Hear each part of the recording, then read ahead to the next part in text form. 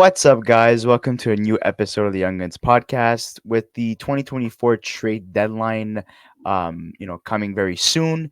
Obviously, it's time to start, discussing potential trade bait or trade targets that could be on the move, in the next couple of weeks. And we thought, starting off with somebody that is pretty much guaranteed to be traded because there was a an agreement, that was agreed upon before this player signed an extension with the Montreal Canadiens, Sean Monahan, that if the team was not, in a playoff spot and they had to move some assets, he would be one of those players, and he agreed upon that, knowing that he could, fully be like traded to another team. So Sean Monahan, as we know, dealt with a lot of injuries in the past. The Canadians acquired Monahan attached with a conditional first round pick from the Calgary Flames, which, there's so many conditions with that pick. Uh, Probably not going to get into details about it because it's so long.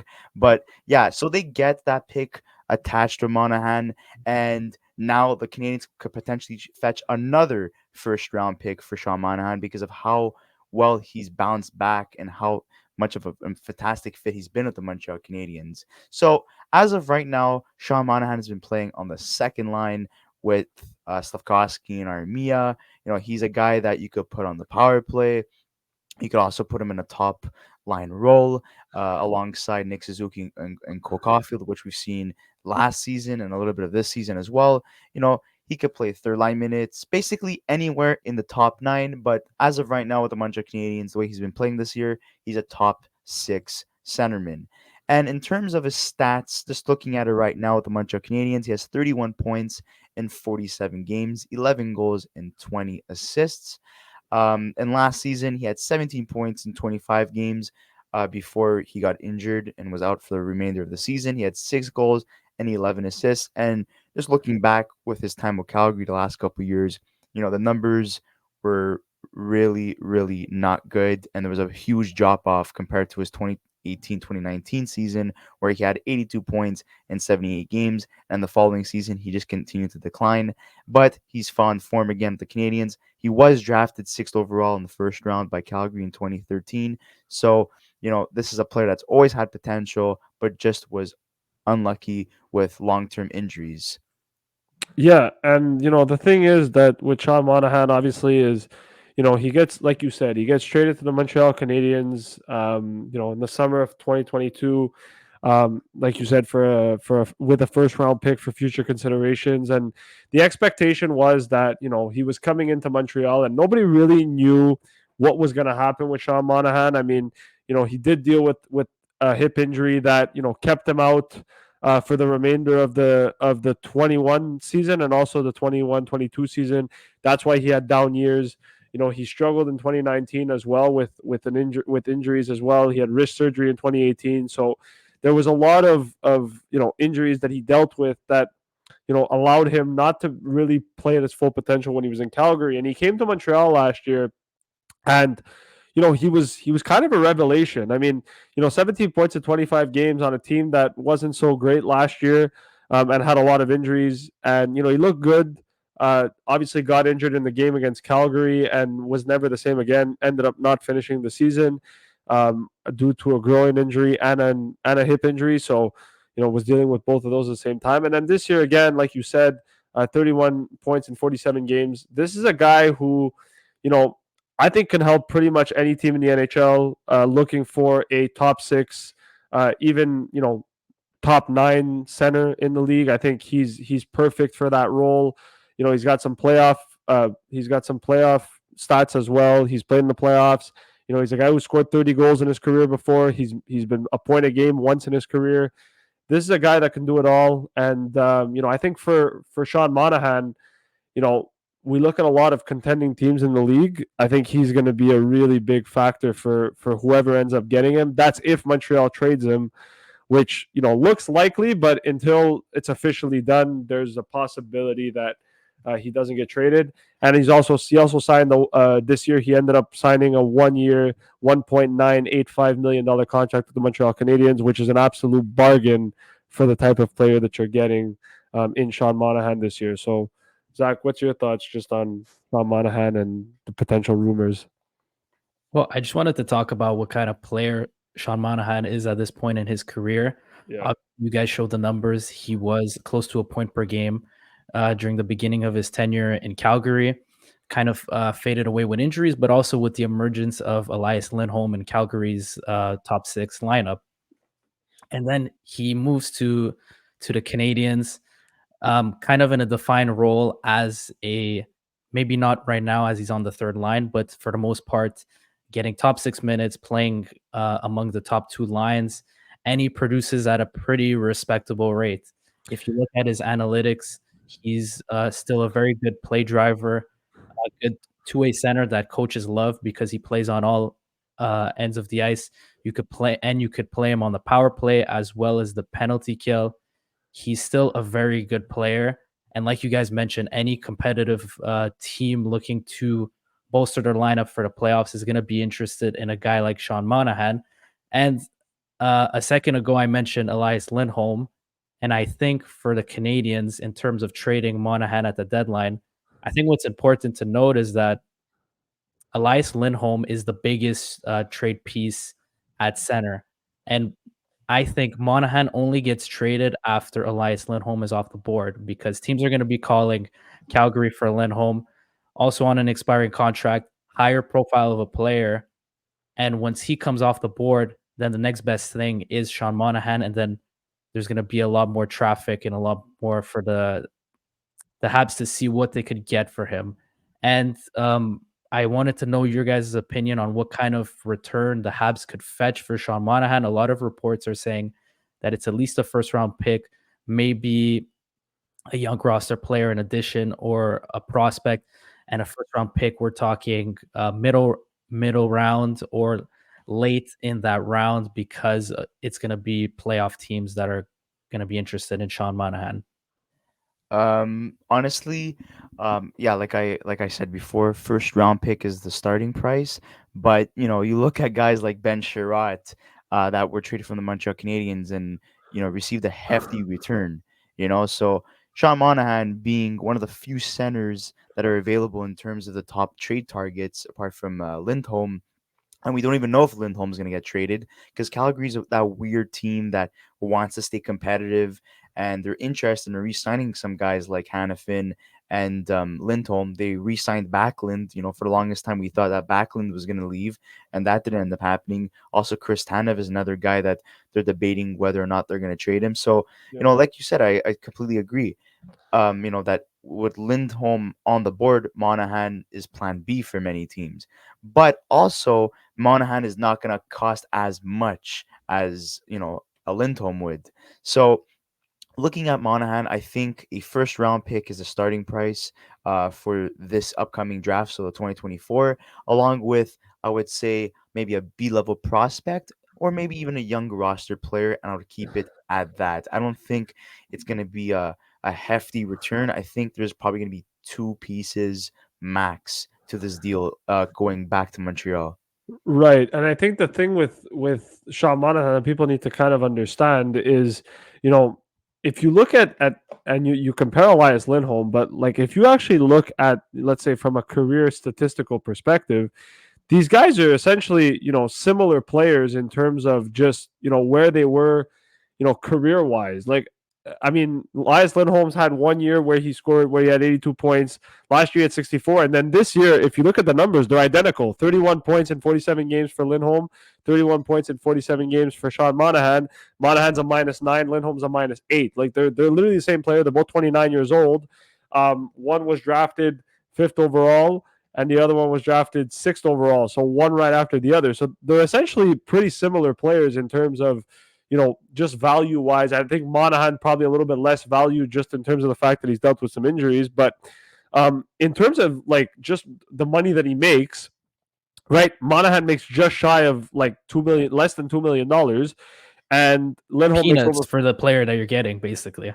Right, exactly. So you're basically, and at the end of the day, you're making, Monahan's making less than 2 million. Lindholm's making about 4.8 right now. So you're paying about $2.8 million more for essentially a guy in Elias Lindholm who, no disrespect to Elias Lindholm, but he's a top six forward in this league. I don't think he's a first line center in this league. I think he's maybe a second line center as Monahan is. So you're essentially kind of getting similar players, and you're getting Monahan on a cheaper deal. Now, obviously, like I said, injuries play a factor with Monahan, but if you're a team looking for, a top six forward, like, I don't necessarily agree that it's going to be just dependent on Lindholm. I think there's a lot of teams that are going to take Sean Monahan and are going to be willing to pay for Sean Monahan just simply for the fact that cap-wise it makes more sense, and production-wise he's at the same spot that Lindholm is, and Lindholm's playing with better players, right? Lindholm's playing on the top line in Calgary, whereas Sean Monahan's been rotating between, second line and playing with guys like Joel Armia and hasn't really had a winger all season. So, for me, I think it makes a lot of sense. I think a first round pick and maybe a prospect is probably where it goes. But I look at the Ben Sherratt return and the Tyler Toffoli return that Kent Hughes got, and that's kind of what I see as a deal at the deadline. Something similar to those deals where it's like a first round pick, a prospect, and likely another pick thrown into there. But I think Montreal would be really stupid not to cash in on Monahan. I think a decision to keep him would be very stupid for the franchise. I won't lie. And I think that Montreal has absolutely no excuse not to get this right. They have to trade him if they get a great offer. And, it's going to be a buyer's market, I think, this year. Monahan's going to have a lot of interest and a lot of buyers. You'd be stupid not to trade him. That's my personal opinion, and I think a lot of Habs fans would agree. I would like to add one thing before we start talking about the trade destinations for Sean Monahan. You look at the fourth period's top 25 trade targets. There's only 3 centers that are available. Yeah. Lindholm, who makes close to $5 million. You have Adam Henrique, who makes close to $6 million, and then you have Sean Monahan, who makes close to $2 million. So at the end of the day, you're not only going with the player that is less in terms of a cap hit, but also who's the best production wise. And like Luca was alluding to before, you get both in Sean Monahan. So I think Monahan will potentially be the maybe a plan A for most teams, where analysts and all these people are like looking at the name of the player and saying, well, those guys are a plan A, not Monahan. But in my eyes, I believe that Sean Monahan is A for teams, not B, because of the cap hit and because of his production this year. The only thing that might bring him down is his past with injuries. Yeah. But that's why it's the time to trade him now, because you don't know. He's healthy now. You get a hefty return. This is a rebuilding team. I say he goes. I think Luca and Zach also agree with that. Yeah. That he's getting traded. I don't think other teams care that much about his injury history, just because they know he's going to be a rental. He's a 29-year-old player hitting unrestricted free agency.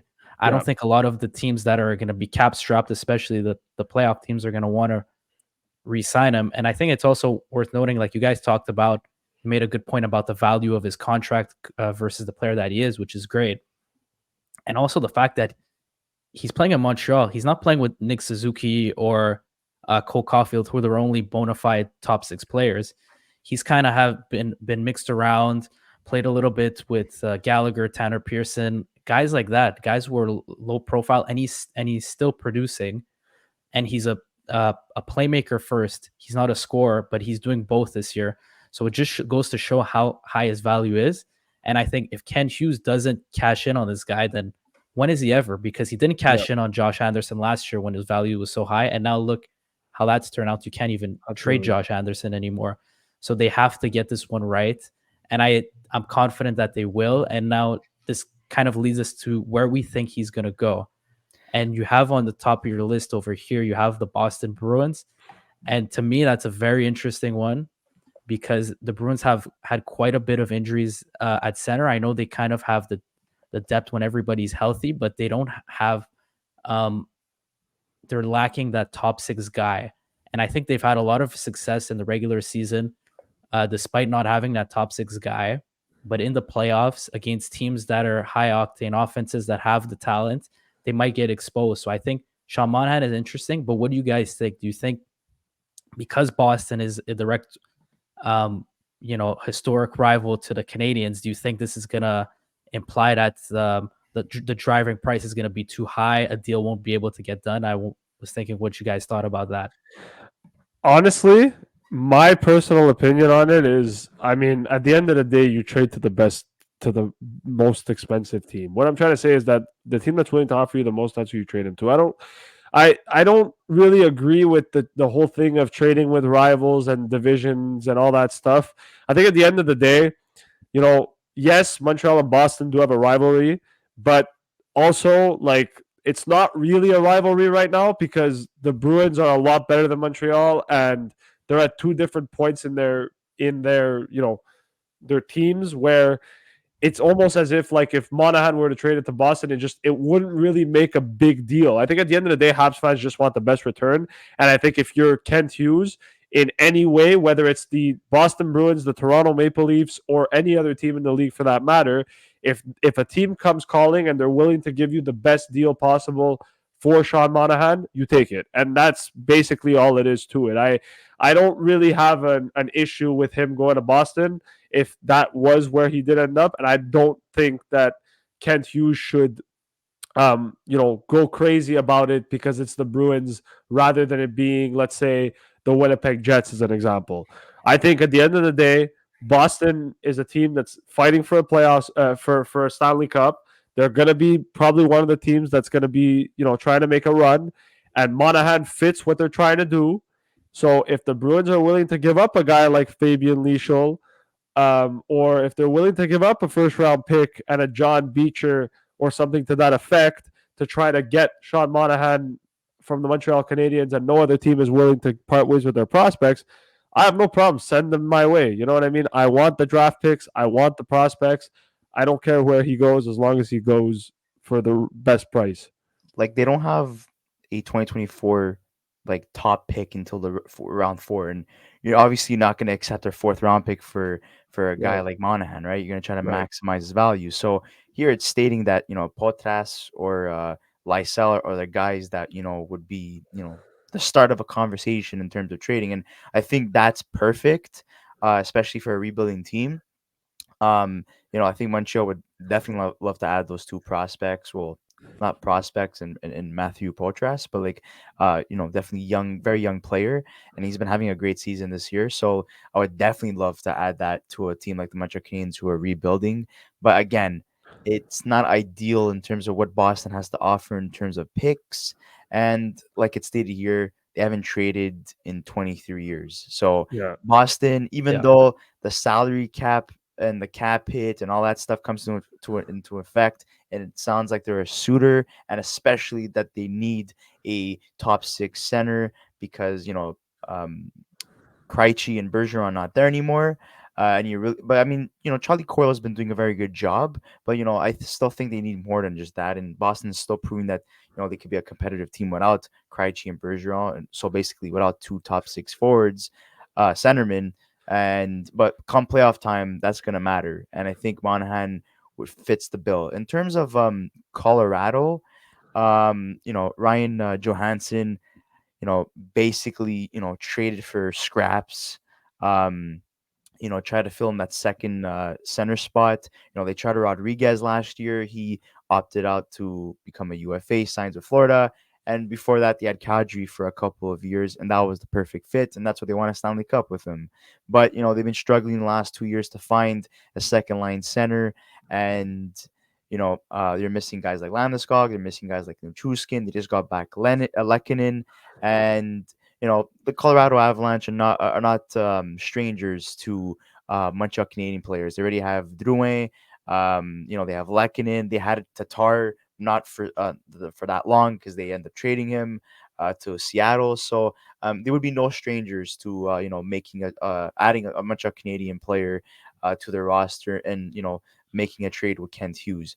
Honestly, Colorado, they still have somewhat of a good prospect pool, but a lot of them are either with the team right now or have been traded to other teams for quality players in return. So they don't have the best prospect pool like they once had a couple of years ago. So that's another team that I'm kind of skeptical with. But again, two teams right now in Colorado and Boston that are two heavyweights, and probably, favorites for a lot of people to go far in the playoffs and potentially win the Stanley Cup that, are perfect fits for Monahan.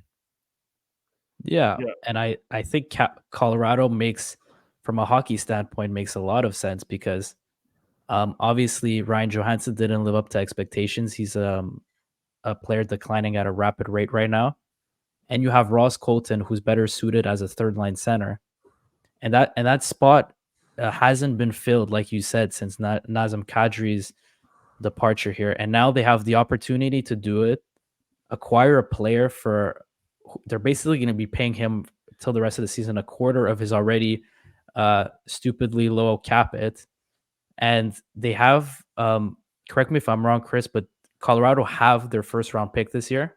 Yeah, but they don't have a second and third. So basically, like, it fits what the Montreal Canadiens are hoping for as a Yeah, starting price for Sean Monahan.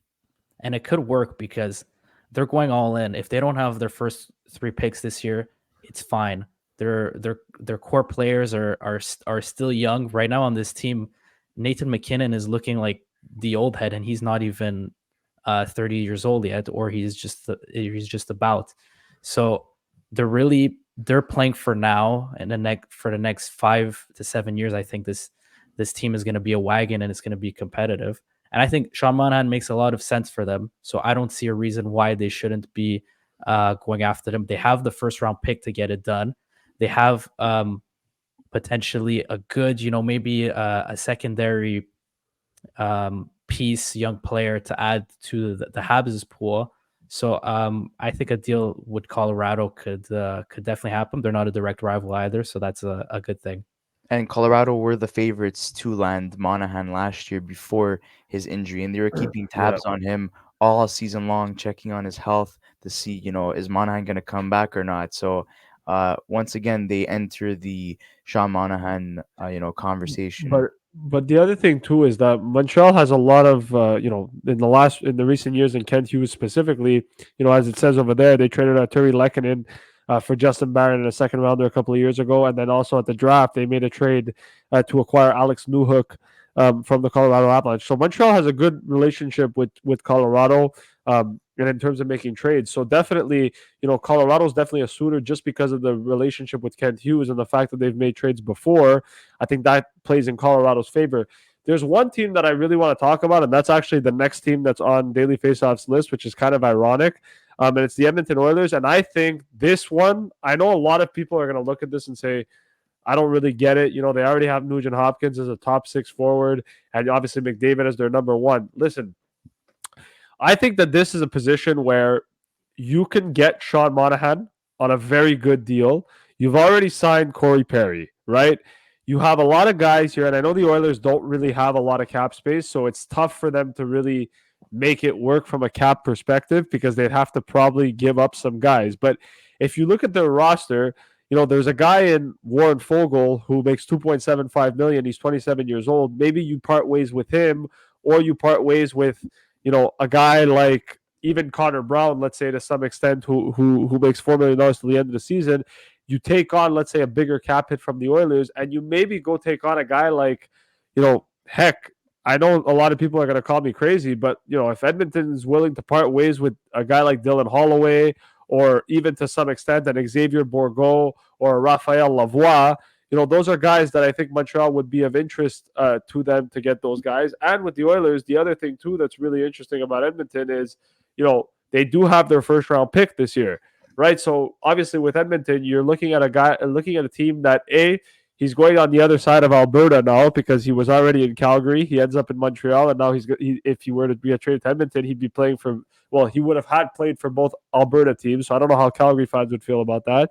But I do think it makes a ton of sense. And the other thing is that with Monahan, he can slot in that second line role. It probably pushes Nugent Hopkins down to the wing if you want, or you could even play Sean Monahan as a winger. It doesn't even matter.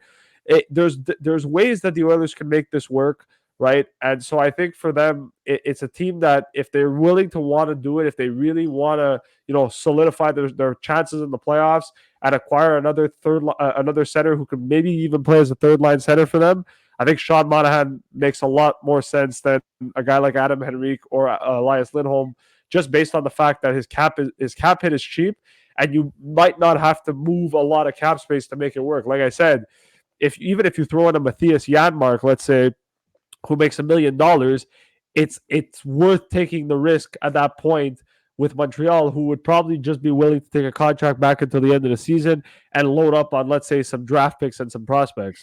If this trade that does happen, it's gonna be a blockbuster. This is a team that needs a goalie and has been, talking to Montreal about goaltending. They're they're definitely interested in Sean Monahan, and they have a couple bad contracts on this team. So in my head, the way I play it out is that Sean Monahan and then Jake Allen or Caden Primo are sent to Edmonton for Connor Brown, Jack Campbell, Yeah, those two horrible contracts. You get Philip Broberg. I forgot about Jack Campbell, actually. You get Philip Broberg, who requested a trade and wants out of Edmonton. You get Forgot Raphael about him Lavoie, too. Fuck.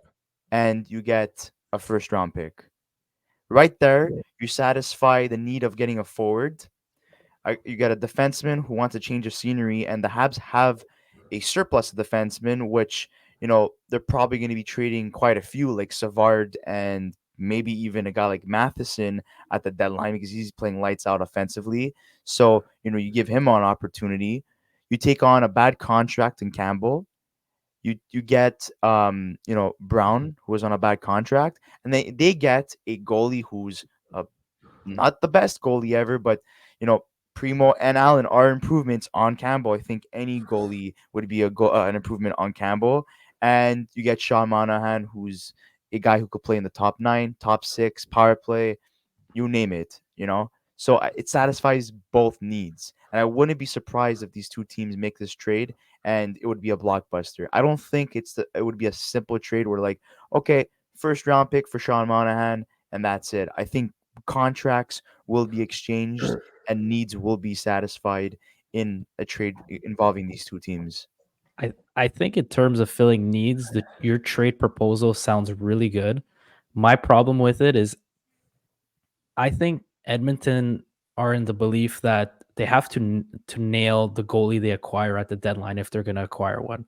I know Stuart Skinner has been playing really well right now, but they know that they can't rely on him. If we looked at how they started the year to if we look at the postseason last year, they know if he's not on his game, they're gonna need a 1B. Right now, they don't really have a 1B with Jack Campbell. And who's to say that Jake Allen, who's got no form right now, is gonna be the 1B for him? I think somebody they're gonna be more interested, to be honest, is somebody like Marc-Andre Fleury, who's a veteran Yeah. and who has playoff success, and they know exactly what they're getting. But in theory, that is a good trade proposal, and maybe a guy like, wouldn't you say if it would be more of a simple deal with less parties involved? Maybe a guy like Ryan McLeod could be involved in a deal going to the Canadiens. He's 24 years old. Kent Hughes loves getting young forwards. He's gonna have an opportunity to play consistent minutes in Montreal. Maybe he's gonna grow as a player, and you could get the first round pick from Edmonton and simply be sending Sean Monahan the other way. I, That's the way I see it.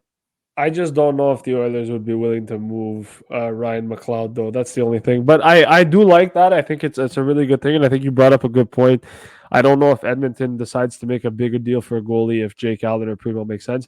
Toronto guys, listen, I don't want to touch too much on Toronto Maple Leafs, but I'm gonna be just completely honest. I don't see it. And I'm not trying to be disrespectful. I just think Toronto's more looking at defensemen. And even to some extent, I know Samsonov's played better, but they might be also looking at a goalie. I don't think they need Sean Monahan. I think their center core is good. I think if they want to, maybe as a third line center, but even then, I don't think I Toronto's think they looking at. need to. I don't think they I look at completely it. disagree. I think they need Sean Monahan. Really, I don't If think you so. look at they I don't have even want him to play for Toronto, I, so that's my look opinion too. look But yeah, from their, sorry to cut you off, but like from their top 4 forwards and then to the fifth best in their lineup, there's a huge drop off, and we're not even sure who the fifth best is. Is it Yarncrow? Is it Max Domi? Is it Bertuzzi? Is it David Camp? Like these guys Yeah, are actually, not you're right. fulfilling the role to the extent that they're brought in to fill. They're not filling in the shoes of Ryan O'Reilly, and even to a certain extent, Sam Lafferty, who they acquired also at the trade deadline last year, who I don't know why they got rid of. But Sean Monahan is gonna. They could bring him in as a stabilizer who could still play top 6 minutes if needed to be the fifth best forward on that team. Add some much needed secondary scoring on a low cap hit. Um, I think if the deal makes sense for Toronto, they're definitely gonna do that.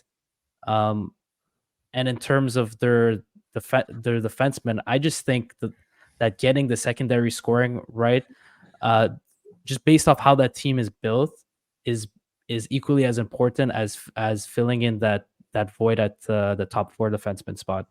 Yeah. Okay. For me, like I said, like I was trying to say before, I disagree. With Toronto being a fit for Monahan, I think they're gonna go way cheaper. And if in terms of acquiring a centerman, I think they're gonna use that first round pick and their top assets to acquire a defenseman or a goalie. I think that's the main priority there. Um, but I mean, like, look, if Montreal wants to make this work with them, I would be interested in a guy like Nick Robertson, for example, and like a top pick, like a first or second round pick. But I don't think Toronto will be willing to give that up, you know, for a third line center. I think they rather use that in a trade for a goalie or for a defenseman. Then moving on to the Vancouver Canucks, I think they're more focused on acquiring a top six winger.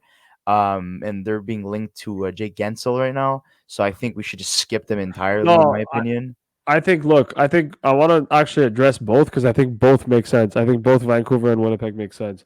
Vancouver is one of those teams that they're having a really good season, but a lot of it, they've got a lot of depth this year. Pedersen's played really well. JT Miller's played really well. This is a team that I think is trying to go for it.